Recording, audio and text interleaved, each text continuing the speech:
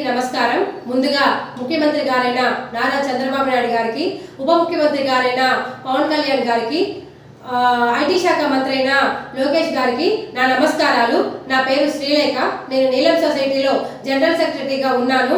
ఈ మధ్య కాలంలో చాలా మంది వికలాంగులకి పెన్షన్ ఆగిపోవడం వల్ల మన నీలం సొసైటీని ఆశ్రయించడం జరిగింది।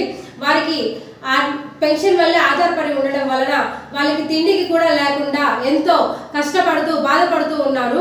వాళ్ళు అమ్మ మా పరిస్థితి ఇలా ఉంది, మాకు హెల్ప్ చేయండి, మాకు చాలా కష్టంగా ఉంది, మాకు చాలా ఇబ్బందిగా ఉంది అని చెప్పడం వలన మనము కలెక్టర్ గారిని కూడా కలవడం జరిగింది। అందువలన ఈ మధ్య ఇంకోటి ఏంటంటే వాళ్ళు 40 నుంచి 50% పెన్షన్లు తీసేయడం వలన చాలా మంది దాని మీద ఆధారపడిన వాళ్ళు ఉండడం వలన చాలా ఇబ్బంది పడుతున్నారు। అది ప్రభుత్వం గుర్తించాలి। పెన్షన్లు ఆపేయడం వలన ప్రతి మండలానికి దాదాపుగా 10,000 పెన్షన్లు ఆగిపోవడం వలన చాలా మంది ఇబ్బంది పడతారని వికలాంగుల్ని కష్టంని గుర్తించి వాళ్ళకి తిరిగి పెన్షన్లు ఇప్పించవలసిందిగా ప్రభుత్వాన్ని కోరుచున్నాము।